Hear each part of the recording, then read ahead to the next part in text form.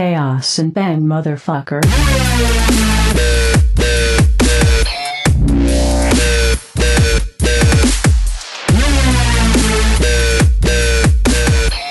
Okay, we're here for the next installment of Chaos and Bang, and today we have a special guest,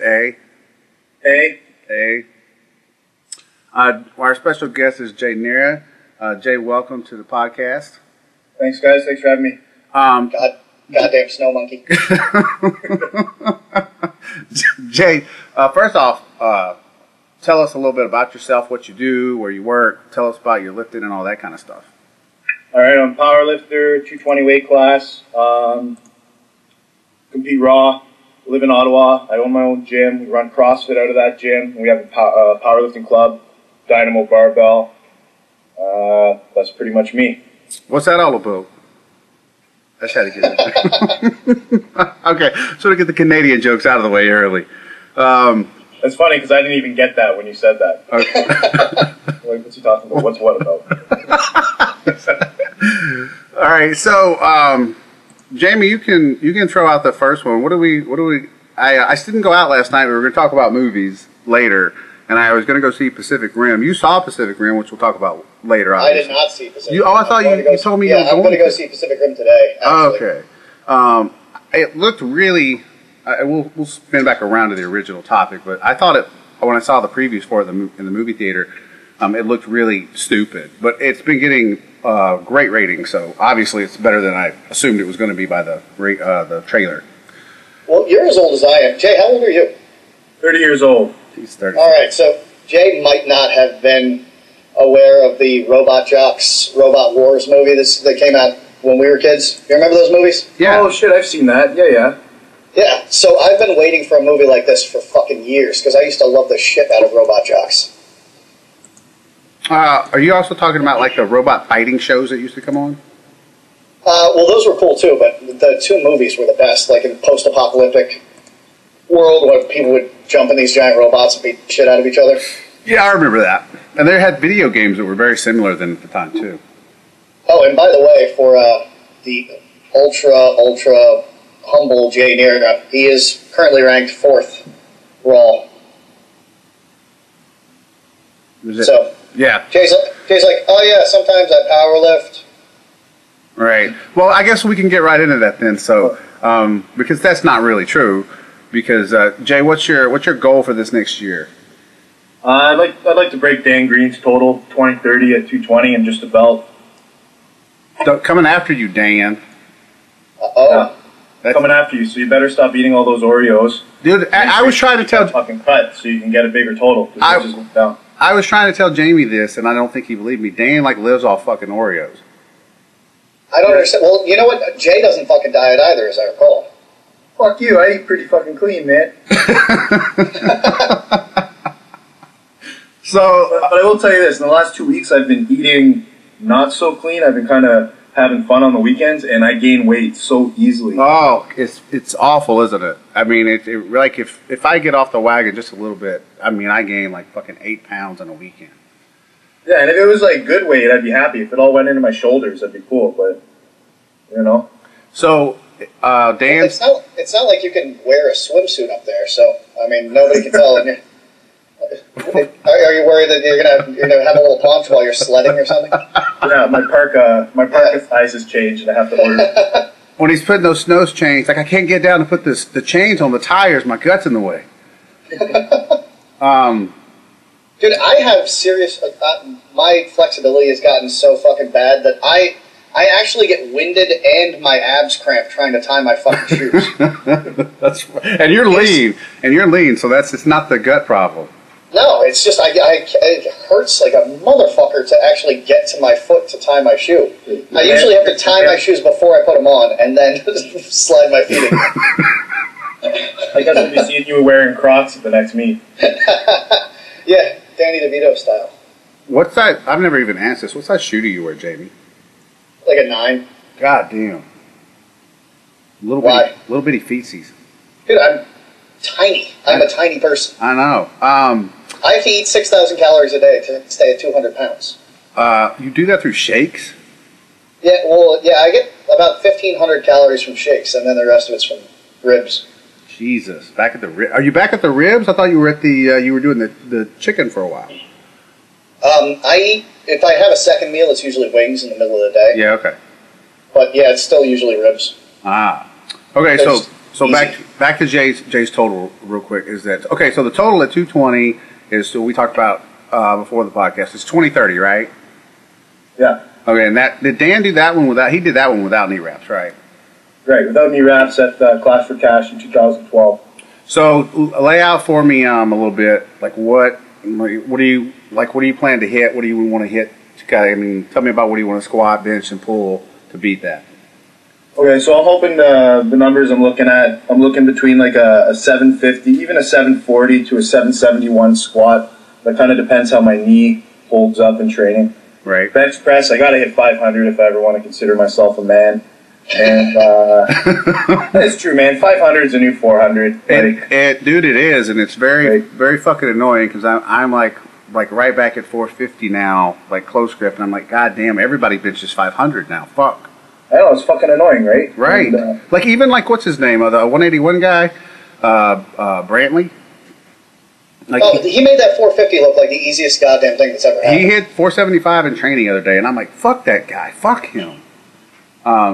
So yeah, it's 500 is the new 400. What is it you were talking the other day? Is that the 800 pull is now the old 700 pull? Yeah, definitely. Like I can't think of a good 220 pound powerlifter who doesn't pull 800 pounds. Right. There are only two. There are only two 220 pound guys who pull 800. Well, at least I was thinking like Dan Green, Pozdiev, Belayev, Brandon Cass, Omelchenkov, all those guys pull over 800. Jeremy Hamilton is really close. Yeah. I probably missed one guy. But did Dan ever pull over 800? Because I know every time it looked like he tried to pull 800, it would slip out of his hands. Yeah, that's true. I think he only did it 793. Maybe he did it 821 at the Olympia, but I don't know how much he weighed. No, he pulled 810 at 242. He pulled 810. Right. But at 220, did he ever pull 800? No, I'm looking at it at 793. Okay. Well, I'm considering gym lifts as well. Oh, all right. Gym lifts count to me. So, whether or not a fucking judge liked it or not, you picked it up. Good for you. So what if they didn't get it on video? Well, then I won't believe it. But okay, so anyway, going back to your so you got a bench. You're gonna squat between 740 and 771, bench 500, and then pull what? I would love to pull like 815 to 820. Right. Love to. Well, but I mean, I'm shooting high here. When I say I want to squat 771, that's I'm having the day of my life kind of thing, right? Right. So you're talking about putting together that that dream day everybody thinks about. Yeah, exactly. And then if you fall short, you still beat the total. Okay. But I mean, I'd like to total around 2050 if I could. Yeah, that would really piss Dan off. Yeah, I'd force him to eat clean and get back down to 220s and set a new record. Yeah, I don't, and I guess that's the thing is that Dan broke the 220 and then the 242 twice. Does he go to 270 fat? That's what Bert calls it, not 275, 270 fat. The big boys, man. Yeah, that's a big step. But I mean, what did Dan missed 860 in Australia or something squatting? So yeah, 865. That was insane. I couldn't believe he attempted that. Yeah, 865. And did you see the speed actually of it coming out of the hole? Like I thought he was. I mean, it looked like it was going to be there because his 840 or whatever was fast. Yeah, and he's got that good grind usually. Yeah. So. What's your date or are you going to do rum? That's the next meet. So not until February. So I'm just training really, really focused right now. One thing at a time. So what's wrong with your knee? It's just like a patella tracking issue. Anytime I start to go heavy, it just starts to hurt a lot. Is it now? When you say patella, is it bothering you below the knee or above? Below. Okay. Because when I had that, all I did was put on that Chopat and left it on, and it went away in a few weeks.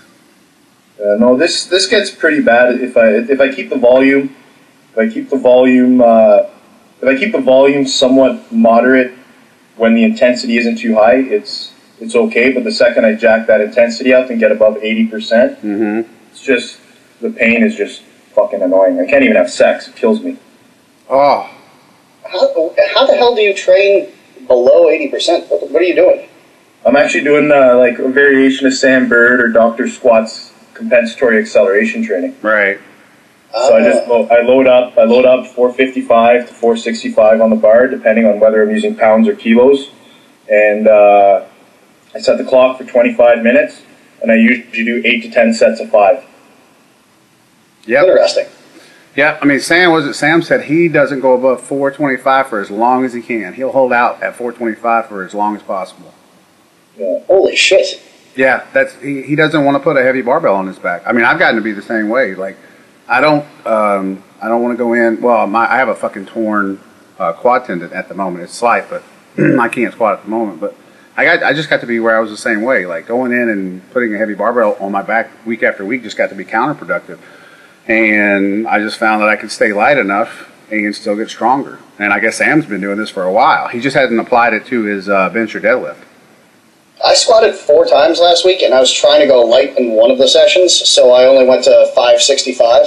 I don't know how the fuck you guys train that light. Oh, I literally wouldn't. You're kind of a guy who loves fucking lifting heavy. That's like, true. if I don't get amped up for a lift, I feel like I didn't train. But this is working, because I tried it for a while, and then I hit 715, and my best at the time was 725. Mm-hmm. So I went 6 weeks or so of just doing this crap, and then I went to max out one day, and I still hit 715. Exactly. And you know what I did? So do you train walkouts at all? Or No. Like, how do you not just fold up the second you fucking try to walk the weight out? I don't know. I usually, when it's heavy, I amp myself up, man. Huh. I'll be damned. Because I think my back would just fucking fold up underneath. Yeah, but I mean, when you're doing, like I said, I do a lot of sets. By that 8th to 10th set, my lower back is pumped the fuck up. Yeah, it is destroyed. Like, when I finish those sets, I'm on the floor, man. Yeah. I'm on the floor crawling around like a little fucking squirrel that got hit by a car. Yeah, I did this. I did the same thing with Pete Rubish, and I set up Pete's cycle for 6 weeks, and I didn't let him squat above 375 for 5 weeks, and he was, Pete's always training heavy, and just had him doing the same thing, like sets of 5, and I told him, when you can do all 5, 6, 7, 8 sets of 5, and they're all fast as fuck, like, you're going to be strong, and he didn't. So how many reps can he do with his mom's washing machine? Kill it, easy. And then what did he deviated from the plan and went in on those 6 weeks because he was tired of training light and tied his best squat ever weighing 20 pounds less. Interesting. So he squatted 660 in the gym on a whim one day after doing that for basically 5 weeks, and that was his best squat he had ever done when he was 242, and he was 222 at the time. So yeah, it obviously works. Interesting. So I mean, it's a lot of guys are. Was it Kokliov? I mean, that's how he said he does a lot of his training. Backs way up. I'm pretty sure that was the worst mispronunciation of that man's name I've ever heard. How do you say it? It's Kolkayev, isn't it? Misha Koklev, that's how I say it. Kolkayev. See? We all say it differently. See? So thank you. Always getting on me about my pronunciation of stuff. So I just have to say that guy's a fucking crazy man when he gets drunk. I have heard all sorts of stories. I mean, I don't even know if I want to talk about them. I mean, I have heard some stories from people who know him that I guess he's got ties to like the Russian mafia or something. I believe it. That's as much. Well, when we were in Russia, there was some guy with him who literally referred to himself as Russian gangster. That's awesome. That was his name, right? He was about 5'10", 5'11", 270 pounds, Ninja Turtle looking. And by the way, Jamie, when I describe what you look like, I say you look like a fucking Ninja Turtle. Jay couldn't figure out if it was a shark or a Ninja Turtle. It's because of those traps fucking popping up there. But yeah, when we were at Clash for Cash, and I was pacing around, and I had my headphones in, and then I look over and I see all you motherfuckers laughing at me, and I was like, "What the fuck?" And I pull my headphones out, and I'm like, "What the fuck are you guys laughing at?" And you're like, "Your traps are retarded." yeah. Anyway, you were telling us about the Russian gangster. Yeah, so we're there, and this guy's like, he's looking pretty shady, and Misha's all drunk and everything. He's throwing those heavy metal chairs, not like a foldable chair, but like those banquet chairs, you know what I mean? Uh-huh. He's standing on the stage and like throwing it in a way as if he's going to throw it into the crowd, but then he throws it up like 16 feet in the air and then just catches it. It was just crazy. Anyway, so he's like throwing shit around. He gets to talking to me and Willie, and then all of a sudden he grabs us, like he just has this like complete change of temperament, grabs us by the heads and starts trying to hit our heads together. But he's actually trying to hit our heads together. Like me and Willie are putting our hands up so our forearms are knocking each other. My other hand's grabbing his wrist trying to get his big fucking giant palm off my head. And I'm like, what the fuck? So eventually we like break away and we're like not sure whether to run for our lives or start laughing. And then he just walks up to this table, which is like one of those big heavy wood tables, and he just like pops it with the explosiveness of like a clean. And it just like flips upside down. We're like, what the fuck? And then all these guys just grabbed him and they left. Like, it was intense, man. It was like all of a sudden the switch went off and he was like, rah, Russia! It was scary, but it was hilarious. It was hilarious once we got 40 feet away. Right. That dude's fucking humongous, too. Yeah. What did you see his 22 whatever, what was his 22 whatever total? He totaled over 22, didn't he? I think so. I think it was like 2220. Yeah, something like that. And what was amazing about his 2200 plus total was every lift looked like it was his warm up. Yeah, it was a 9 for 9. Yeah, yeah. I mean, every lift there wasn't a grinding lift the whole meet. Everything was just smooth and easy. I mean, that guy's pretty scary. And speaking of, well, not scary, but obviously impressive, is Jimmy want to talk about Klokhov's return to competition. Oh, yeah. That dude's just a fucking monster. You know what's weird is I was watching some videos of him this week. He's not really a big guy. No, if you saw him on the street, you'd be like, that dude's pretty jacked, but you wouldn't think, like, that guy's the most elite lifter of all time. In fact, he almost has like more of like a men's fitness kind of body. You know what I mean? Like he's pretty slender. Yeah, but if you feel his body, I took a picture with him. I can't wait to feel his body. He actually stopped and complimented me on my squat in Russia. Just want to throw that out there. To which I responded, "Holy fuck, your Klokhov, stay here. I got to run and get my camera and we're taking." But taking a picture of the guy, my hand's on his back, and I could insert like half my finger into his erectors in his back, and they're like cables of steel. I'd never felt a back like that before until I took a picture with Konstantinov, and then it was fucking even crazier. But yeah, he's like a fucking rock, that guy. Yeah, but being next to him, since you were next to him, I mean, he's not like you like saying, he's not like standing next to Konstantinov. I mean, he's not like a huge guy, right? Yeah, I'd almost say he's more like an MMA fighter. Yeah, I mean, that's what I get when I look at him. I mean, he's like that 5'11", 6 foot, and he's really lean, and he looks like he can move. He's not like crazy jacked. Yeah, he's got that super athletic look to him. Yeah, I bet he can tie his shoes with no problem. I bet he can. I bet he's not out of breath tearing hamstrings doing it. There's not a time that I could sprint across the street and pull both calves immediately. just tear everything right below the glutes, right? Just torn off. It is unbelievable. Like, I am the least athletic person I think I know. You could get like your average Xbox player off the street and beat my ass in a basketball game just because I'd be rolling around on the ground with a torn everything after the first time I shot the basketball. So his return to competition, because I mean, I see he's been kind of pandering to the he's got a big fan base in the United States now. Obviously, mostly with women now. I mean, the women just go crazy over him. He is a ridiculously good-looking guy. He is very good-looking, and Jay's already been talking about touching his body and inserting his finger into his erections. So yes.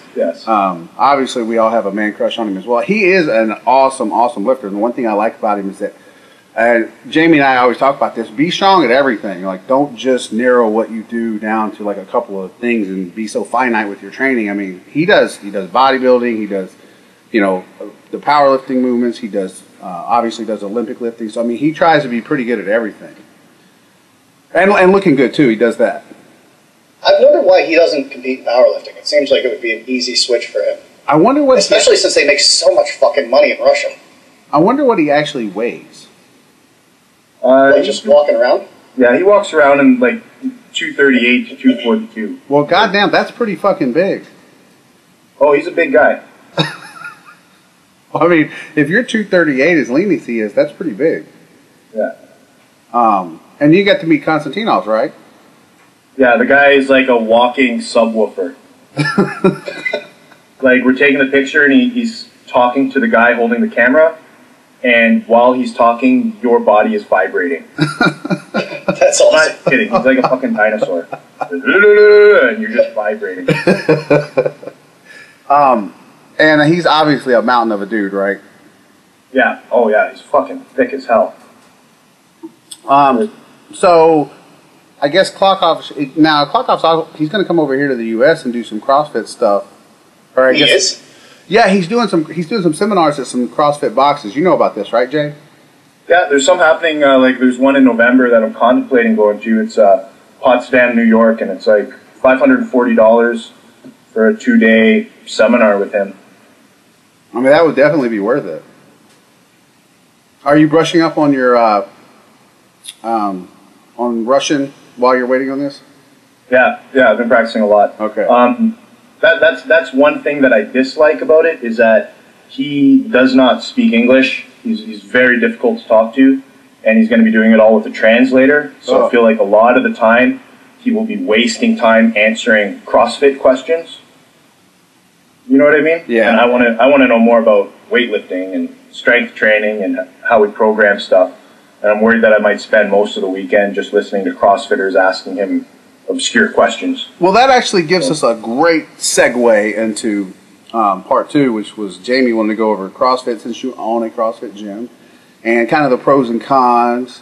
And Jamie wanted to know why their squats suck.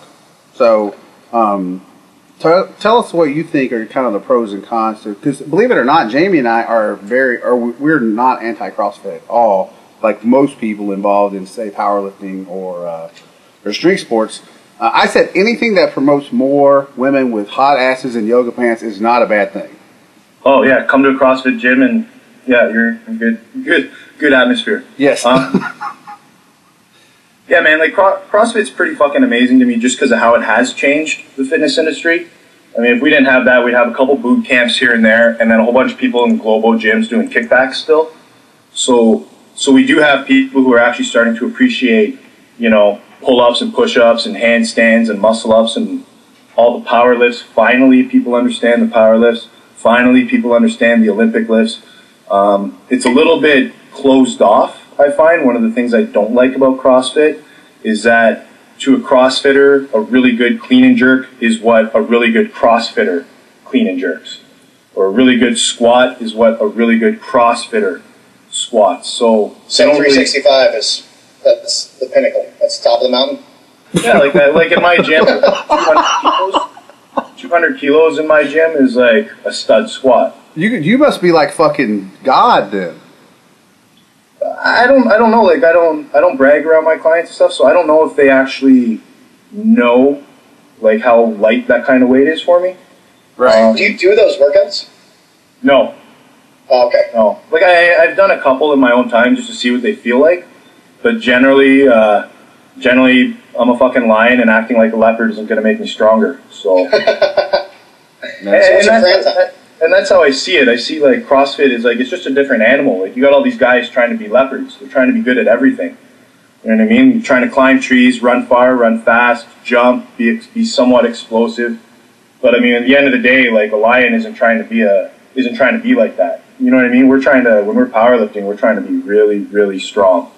So it's just a completely different animal to me. Right. And I think that's usually the main complaint out of people in the strength community is that CrossFitting is it doesn't specialize enough. I mean that's generally what you hear about the complaints is that okay, well they do too many things and they're not very good at any one thing. I do find that interesting that you bring up the point about they've kind of lowered the standards a bit, like a good squat is compared to another CrossFitter? Because I know that Jamie loves Rich Froning. Loves him. He and I are going to be bosom pals one day. They are. Well, the guy's a stud. Don't get me wrong. He's the best CrossFitter out there. Right. You know, like he did a 370 clean and jerk. That's huge. Yeah, I think he snatched a ridiculous amount of weight too recently. 300. Yeah, 300. Yeah, but like those are sick numbers. Those are crazy. Don't get me wrong. That's the best CrossFitter clean and jerk and snatch, like out of all the thousands of CrossFitters out there. But you know, he's about a 94, 95 kilo man. You know, and in the world of weightlifting, that wouldn't even qualify you for, you know, a big competition, like a world-class competition. Right, and his actual squat, bench, deadlift numbers are nothing either. Yeah, and that's fine to me. I'm not hating on CrossFitters in that way. I'm just saying they don't look outside of the realm of CrossFit when they look at what is good. So they don't really relate to it. Do you know what I mean? Yeah. Well, I will say, though, that in America, CrossFitters at the Olympic lifts are some of the strongest people we have, because Americans just fucking blow at Olympic lifts. Why do we suck at the Olympic lifts? I figured it out. Okay. It's because they fiddle fuck around with form constantly, and they never actually get around to lifting weights. Because Krista, my girlfriend, she was huge into Olympic weightlifting. She's been training it like 5 years. And she had been stalled out on all of her lifts for like quite some time. And then I had her switch over to powerlifting. She leaned out, and she didn't train Olympic lifts at all. And every time she does an Olympic lift now, she PRs at it. Yeah. So maybe it's a super draw, but... Jay, what's your take on that? Well, I've had a couple of girls who we just like... I just kind of take them aside, and I just make them do a lot of squatting, building up their legs, and then all of a sudden when they go back to do a snatch or a clean, the lifts go up. Well, so I think something that is definitely there when it just comes to building up the foundation, and that's one way we've been increasing lifts in a lot of people. But it's not like our American Olympic athletes don't spend a significant amount of time squatting, so I guess it comes back again. So for our guys that actually do go to the Olympics, why do they get crushed by fat Chinese women? I have no idea. That probably has a lot to do with drugs, though, man. Yeah, our government is the only government in the world that actually chases down athletes and beats them to death. Canada, man. Canada's probably the worst, I think. Because really? Well, I don't know if you remember Ben Johnson. Of course. Oh yeah, that was the one that started it all off. Yeah, that's how it. Hey, thanks Canada, giving us that really fast guy to beat our guy, and then we got mad. Yeah, like they want to catch Canadian athletes. They want to. I mean, like when I went to, after bobsledding, I went to Japan for a year, and I had to give up my address and where I worked and everything so that the IOC would know when they could test me. That brings up a question I had for you. Why and how, and explain the entire bobsledding thing. Like, at what point did you say to yourself, I want a fucking bobsled? Like, that's one of those things that you read about these awesome athletes. You're not the only one that just happens to do it accidentally. There was a huge Russian arm wrestler that I saw. Oda. Yeah.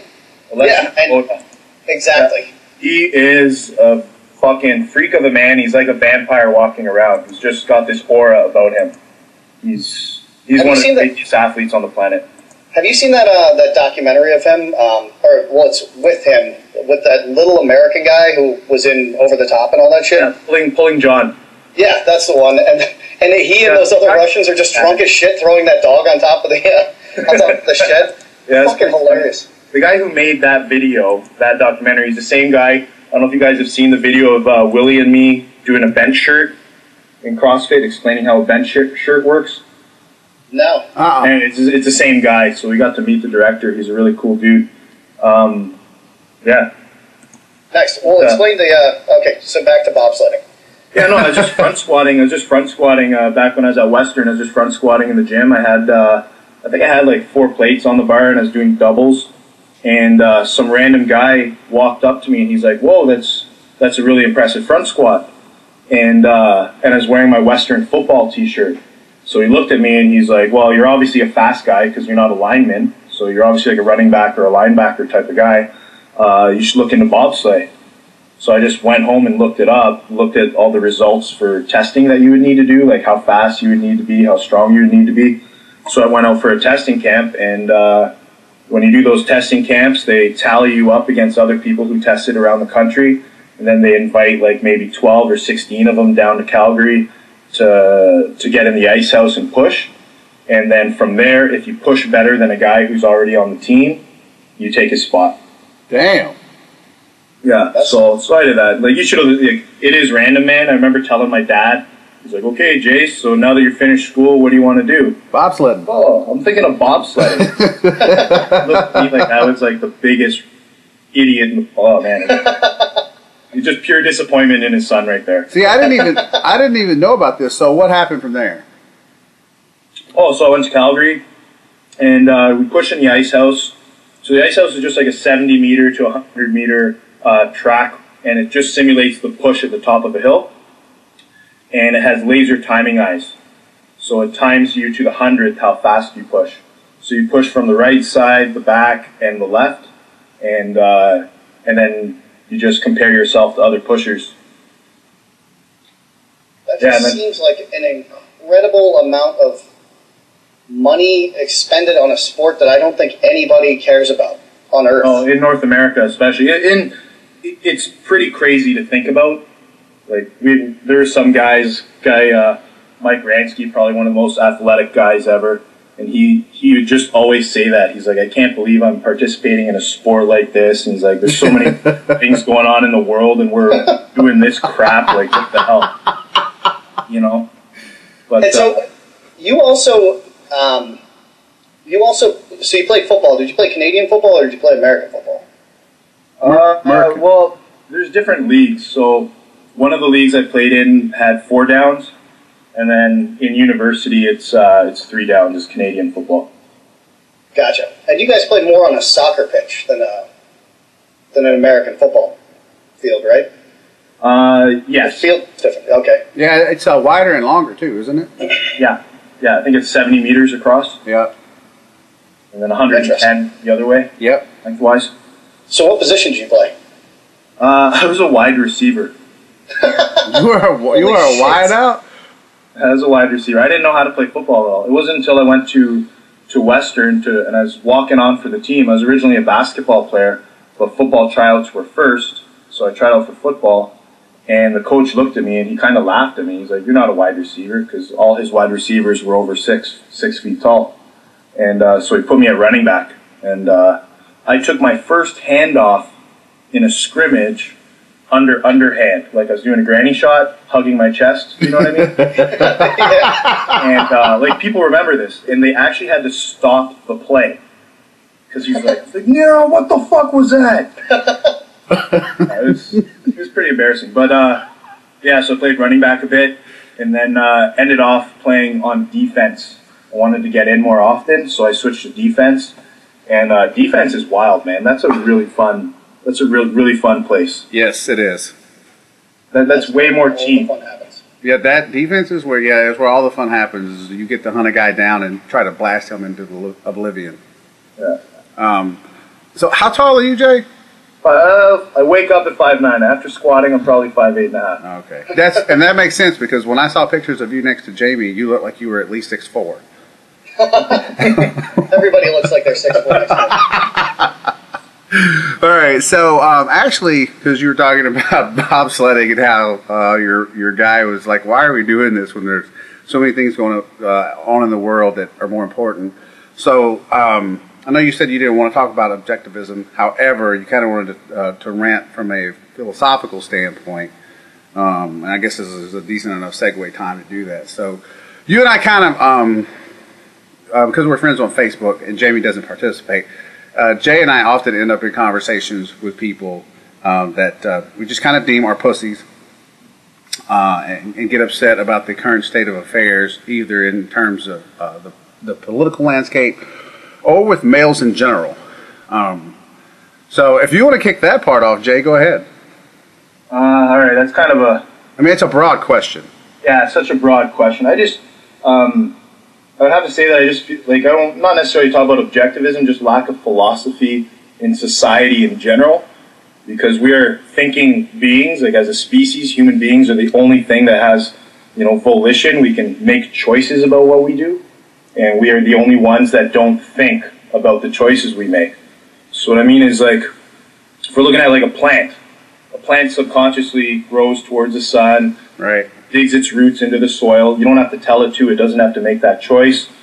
You know what I mean? A bear, if it eats some shitty berries and it has diarrhea, it's never going to eat those same berries again. It just knows it's not fucking retarded, right? Right. But us, we have this ability to make choices. We have these brains, so we can kind of bypass that subconscious and do things to hurt ourselves.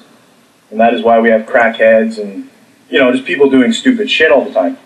And I think I know that is just a result of people not knowing how to use their minds, which is extremely anti-human, if you ask me. Right. And yeah, so that's kind of the route I want to go. What do you guys think of that? Oh, I had that post, and you actually ended up commenting on it. And I said it's either I call them assholes or I call them light socket people. And my analogy there was that you meet people, and for example, like I knew this girl, and she would always ask me what I thought of her, like the current guy she was dating.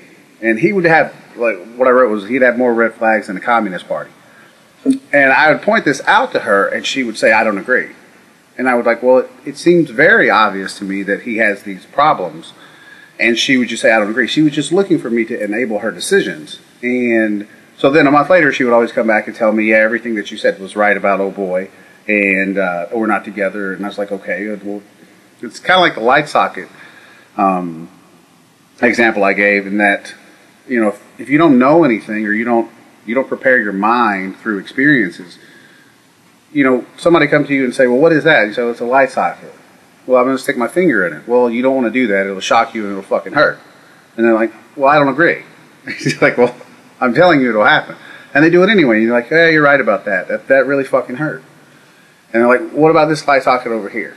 I'm like, no, it's just like, that'll happen too, but it's in a different wall. It's in a different wall. It's not even in the same place. You're like, I promise you, if you stick your finger in that light socket, it's gonna shock and hurt you.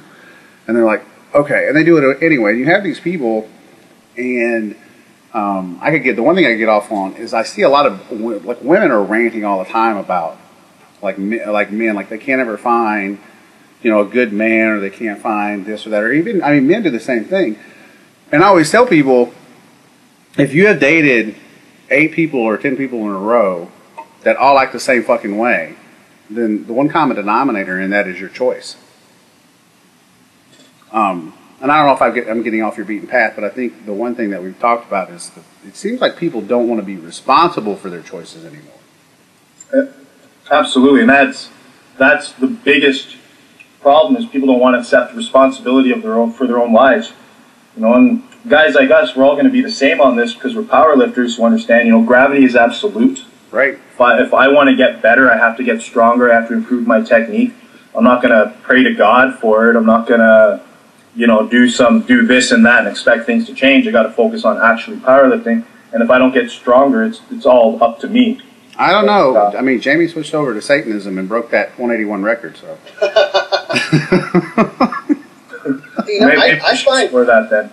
I find the inclusion of religion into powerlifting to be the most counterintuitive, bizarre thing ever. There's a meet actually going on, I think, next month in Florida. It's 100% Raw Federation. I don't even know what the fuck that is, but they have a church service before the fucking meet. I can't think of 2 things that would be less alike than powerlifting and Jesus. I would think that Satan would be less alike than Jesus and powerlifting. Well, if you look at the actual philosophy of Satanism, it's really more of a libertarianism than it is anything else. It's I won't fuck with you, don't fuck with me, leave me the fuck alone, I'm going to do my own thing. That's kind of true. I'm literally talking you into Satanism as the podcast goes on. No, I've actually, I've sort of, I wouldn't say that I've embraced the tenets of Satanism, or like I claim to adhere to it or anything like that. I think that doing so would be absurd, but I definitely agree with it. I don't see a problem with it. I'm just really not much of a team player kind of guy, so I don't really jump on bandwagons and say. I'm curious, what is it about Satanism that you like?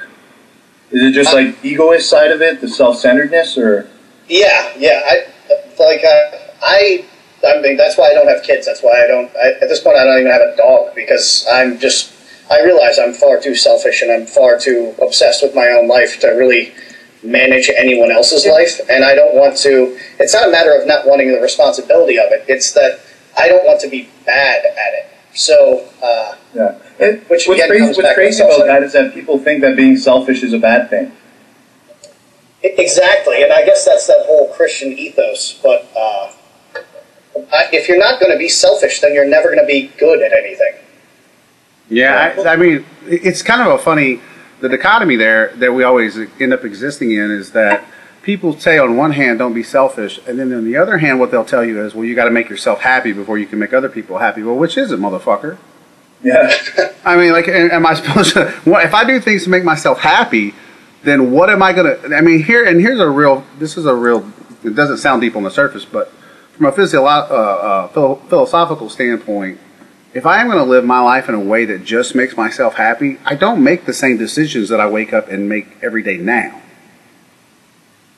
You know what I mean? Like, I mean, you have to, if you're just going to do things that just give you temporal pleasure, you know, and you don't have any foresight about the future, then you're not going to make the same decisions. And if you say, okay, I'm living because I need to build a legacy for my kids, or I need to make sure my kids are taken care of, those kind of things, unless that is what makes you happy. Yeah, see, and you're talking about, see, I like that, because we're using the word selfish, and you're talking about your kids. Right. You're talking about people you care about. Right. But when you say selfish to people, they think that means you're thinking me, and only me. And it's like, no, my self-interest is also the people I love. Yes. That is a big, big issue to me. So if we take off, like, since we want to pull in objectivism into this conversation, if you pull off the idea and just go, like, that kind of self-interest, so rational self-interest, you know, a thinking man self-interest, and altruism, which is just self-sacrifice, do everything for other people. So if you take, like, an example, if you picture every individual in the world leaning on the other, because we're all taking care of each other, not taking care of ourselves. So you picture, like, a whole bunch of dots on a piece of paper, and then draw a line from each and every dot to the other dot, because every single individual has to care and sacrifice themselves for every other individual, or a bunch of dominoes leaning on each other in a big circle. Once one of them falls, they all fall. Right. But if you just take all those same dots and you just draw a medium-sized circle around each one, which is a person, that individual, and then the people within their circle that they care about, and every single individual does that, then everyone gets covered. Right. You know what I mean? Yes, absolutely. And people can't grasp that. They can't grasp that if everyone is actually taking care of themselves and people they care about, then as long as you're not a hermit in the fucking cave, you actually will have someone to care about you. And then you have those few people out there who might not have people, those charity cases. Well, to think that humans aren't benevolent, you know what I mean? To think that there aren't people whose self-interest it is to help others, you know what I mean? Right. Those people will get covered. Yeah, I mean, I completely agree. I think the problem is, and I mean, we're going to the same place with this, is the problem is that when people do start to make selfish decisions that affect the people within their circle. And, I mean, that's the kind of, I guess that's when people think about selfishness, that's a lot of times what they think about, is that I'm going to do something that's just going to be self-satisfying, and I'm not going to worry about how my actions affect those in that circle within me. And it's like you said, I mean, the people that are close to you that you're responsible for, or even in like friendships, relationships, it doesn't matter what it is. If you have an investment there and they have an investment in you, it's most important to be honest about your intentions or your actions, so that you don't end up hurting them within inside that circle. So I think one of the interesting things about selfishness, the way you guys are describing it, is I think I have a different perspective of selfishness than the average person, which I guess is part of the reason why I don't understand the motivations of most people. But I think Jay in particular will agree with me that I think it's much more selfish for a person to, for instance, knowingly bring a child into the world that's going to be, for all intents and purposes, a fucking waste of space. Like Rick Santorum having, like, his wife had that kid that, like, came out in the form of a question mark, and it's, like, hideously retarded, and it can't breathe on its own and shit like that. I think that is a far more selfish thing than, say, devoting yourself to powerlifting and doing that single-mindedly. Even if you go to the point of, like, April Mathis, who lives in a fucking shed and, does nothing but train and look like a hobo. Jay, you saw her at that meet, didn't you? Here you go. You didn't actually believe that it was a woman. Yeah, at first it was a little... Jay is like mortified to talk now. Well, man, like, she's a human being, right? But, yeah, I was a little thrown off. I didn't believe it. Like, I thought she could have been someone's father or something. Yeah. I thought it was like a middle-aged man who happened to wander into a powerlifting meet. But, I mean, there's chromosome issues, so I don't know. I don't want to get into that. You guys can met people. I'm not into that one. But back to what I was saying, because I think, given the fact that you espouse Ayn Rand's philosophies, I think you'd probably agree with me about my contention about selfishness, wouldn't you? Yeah, well, bringing someone into the world is selfish. Like, you don't, when you decide to have a child, so it's your responsibility to want to take care of that child. It's your responsibility to love that child. So if you're not willing to do those things, then you definitely should not be having children. And but I mean, even beyond that, if you knowingly have a child that is going to be a burden on society as a whole, because most people can't afford to raise that child, without help from the state. Yes. That kind of, well, the fact that they can get help from the state is the problem to me. Yes. Because I think if they couldn't get help from the state, then they wouldn't think of having the children. There'd probably be a lot more pro-abortion advocates then. And that's the thing, is like that's why a lot of people don't understand why I am anti-abortion, is because I believe that people should be more fucking responsible with their life. They go, oh, I got knocked up, let me just go get this, this whatever they want to classify as that it's inside of them, and let me just get it ripped out of me, and I'm good to go. And I think that it absolves people of a certain amount of self-responsibility.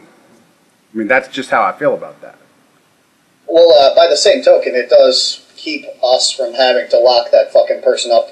That unwanted child who ends up being a criminal and a piece of shit. It keeps us from having to prosecute them and lock them up and, Yeah. Well, the term burden to society is like a very good term to describe that, because a lot of these kids do grow up to be burdens, especially with the prison system the way it's going right now. How much it costs you guys to just... What does it cost you guys? Like $50,000 an inmate a year? Yeah, it's actually, I think it's more than that now.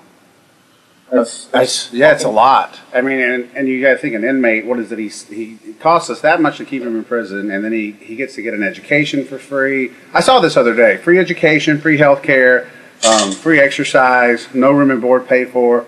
It's socialism at its finest. I mean, that's what. Well, free sex changes now too. Well, they're doing sex changes in prison. Yep. Really? Yeah, I think it's in California, some broad sued, or guy, broad, whatever you want to call it, sued to have their sex change. We went over this 2 weeks ago. Oh, yeah. Now you're doing it, and you told me I was being insensitive. You know what? I still struggle with that. Oh, wait a minute. Hold up. Time out. No, I'm not even going to let you get away with this, because you gave me a hard time about doing that. And you said, no, it's a she. And I was like, I don't know. I struggle with that. You said, it's a she. Don't be insensitive. And now you're telling me this. Well, when they're still in the transition, it's difficult for me to call it a guy, or like, what the fuck do you call it then? You call it an it? That's what I said. Jay, where do you come down on the whole... Because we had a conversation, I don't know if you follow MMA at all, but there's a transsexual MMA fighter. Yeah, I don't know. The question is, what makes us a man, right? Or what makes us a woman? Yeah. I'm kind of curious, at what point does that person change prisons? Yeah, that's... Well, that's a good... Wow, Jay, that's actually a really good point I didn't even think about, is that if you get a sex change and you're a woman, do they move you in prison? Well, they'd have to. Because, like, isn't that person becoming a woman so that she can have sex with the inmates around her? But then as soon as she's a woman, she kind of has to leave, right? I would think so. Yeah, I don't know. That is a great irony there. Yeah. That's a very weird topic. Yeah, especially since I guess that, they have, well, at least from my understanding from watching prison movies, is that they make a person a bitch and then they have to act like a woman and all that shit. We've all seen The Longest Yard. There's that the little Mexican girly boys. Right. So it seems like it would be an understandable step, but would it be a necessary step? Yeah. I don't know. We have really gotten off. Yeah, we went right off the. We have gotten off the beaten path something fierce. I mean, that is tremendous. That is a tremendous. That's a tremendous amount of movement. Oh, we never got my question about the back squat resolved. Okay, tell us. So we somehow suck so fucking bad at the back squat. Okay, so if you come to my gym, we have a lot of really good back squatters. Okay, so all CrossFits are different. All CrossFits focus on different things. If you come into my gym, all our CrossFitters are good with the barbell, period. We're a bunch of fucking barbell gangsters. We know our shit with the bars. But I mean, it all comes back really to just the set principle, right? So, specific adaptation to imposed demands. Right. So when your goal is to be good at everything, it's hard to be good at one thing. So if you're in a gym that doesn't focus on back squatting or on getting strong, then they're never going to get strong. And their goals in terms of the back squat, as I said before, aren't nearly as high as any of our goals because we're in the powerlifting box. You know what I mean? Yeah. So their world is very different, and their idea of strong is very different too. We look for a 1-rep max, and then if you put us down to 300 pounds in a back squat, we can all do that for 50 reps probably. I'd hate to do it. That'd be a crazy back pump. But to them, that would be might miserable. Be strong. To them, it's not, how much can you do for one? It's how much can you do in 3 minutes with 100 pounds. Right. So their idea of strength is just completely different. It's based around strength endurance. It is, and that's one reason why I don't like doing the workouts. And one of the things I don't like about the competitions is it's just too much. It is too much strength endurance, and it's so variable on the decisions of whoever's making up the workouts. Here's the thing, because I had a conversation with a girl that's doing CrossFit earlier in the week, or it may have been last week. And believe it or not, Jill Mills was involved in the conversation, Chad Wesley Smith, myself, a couple other people. And we all had the same take on it. We all had the same take on it. And you know this from running a CrossFit place and just from all of us being involved in this shit for a long time. To get in top condition does not take very long. 3 weeks or so, if you're putting in an effort to do conditioning, 3 weeks, 4 weeks, you can get in pretty good fucking condition. It takes a long time to get very strong, and we all told the girl the same thing, literally. Said, focus on getting strong, because that will have carryover into everything else. So get fucking strong, and then just change your focus the last few weeks and do your conditioning. So you don't you're not trying to do kind of what you talked about. You're not trying to do everything all at once. Get fucking strong, and then as you go into your conditioning phase, try to maintain as much strength as you can and spend 3 or 4 weeks just trying to get in top condition, because getting in top condition doesn't take that long. Absolutely. I agree completely. If you come to my gym, all our classes are 1 hour long, and we spend 30 to 40 minutes of that class lifting heavy. We're doing Olympic lifts, we're doing gymnastics, and we're doing power lifts. So people are actually focusing on building up the technique and the musculature structures. So that really seems to be what guys, especially, even the women too. I've actually the last couple of weeks have been watching on YouTube CrossFit games just because it's entertaining to watch, and while I'm eating dinner, and interestingly, they have a lot more strength events. It seems like I don't know what they call it, the clean chain, is that what they call it? Where you do it's a bunch of barbells set up 10 pounds heavier each time. Oh, the ladder, yeah. Yeah, that's the fucking coolest event I've ever seen. Are you aware of how that works, Paul? Yeah, I haven't seen it. Oh, okay, it's they might have 30 barbells set up, and for the women, I think it started at 130, and then it went up to 285 or something like that. Yeah, and 10-pound increments or something like that. Yeah, and you have 20 seconds to do the lift and then move on to the next bar, and so. If you get to a certain weight and you can't complete it, or you just don't want to lift it, you can deadlift it as many times as you want, and that's your stop point. And there were actually a couple of chicks that that cleaned 285, and one of them power cleaned 285, which blew my fucking mind. God damn. Yeah, and the guys got, I think they went up to like 330 or something like that, and But and 280. there were a couple of guys, like Jason Khalipa did it, and he just made it look fucking easy. Yeah, he's a big CrossFitter too. He's like 210 or 215 pounds. So He's a fucking impressive dude. Like, and you know, even though I might not be Rich Froning's biggest fan as a person, I think strength-wise, he's ridiculously fucking strong. I mean, you put him up against any guy you see in a gym, and aside from the back squat, he could probably hang in there. yeah, in the gym, absolutely. Yeah, and the other thing I wanted to touch on, I wanted to ask your opinion on this, Jay, because I've heard this before, and I kind of agree with it, and that's I want to get your opinion on why you think this is, and that's, you know, because of all the body weight movements and stuff, women tend to get pretty jacked doing CrossFit stuff, you know, pretty built, muscular, you know, thick, and I mean in a good way, you know, I mean they develop good, you know, a good musculature base doing a lot of that body weight stuff, but when guys switch over and do a lot of that stuff, they tend to get more lean and smaller. And I mean, what is your take on why that is? Why do you think that women from a muscular Anabar? I mean, outside of Anabar, I mean, I think partly we're not used to seeing women with capped shoulders. yeah, We're not used to seeing women with quad sweeps. You know what I mean? They're so, as what society deems a woman to be, is so fucking frail and weak. right. So now we see a little bit of muscle on a woman, and it looks weird to us. So I think part of it has to do with what our idea of a woman is. It used to be that there used to be a joke, you know, it's like CrossFit makes men out of women and women out of men. Yeah, But as CrossFit evolves, everything in CrossFit is slowly getting stronger. So the weights are getting bigger and bigger. Like there was a time when they thought no one would ever deadlift 500 pounds in CrossFit, and now there are plenty of people who can. So the standards in CrossFit keep growing and growing, and they start moving towards more of a manly direction. And now that's why you see some guys who are coming out there and they're looking bigger, they're looking much stronger. Yeah, in the start, a lot of women and a lot of men were looking those ways, but I think now a lot of men are starting to get beefier and bigger. And you know, that's the evolution of any sport as it grows, Jay, is that in the beginning, like, and I'm not saying it's not the case, but like, if CrossFit continues to grow like it does, in 10 years from now, Rich Froning would be a guy that probably wouldn't place top fucking 10. You know what I mean? Because Maybe. Yeah. because I mean, as a sport grows and gains in popularity, the percentage of the population that participates in it grows, and then obviously the genetic factors increase.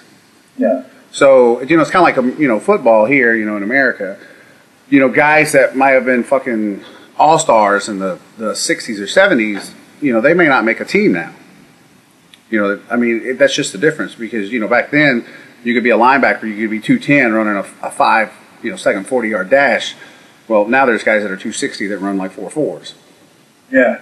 So, I mean, anytime a sport grows, I mean, look at MMA. I mean, look at how much MMA has evolved over the last, 20 years, basically.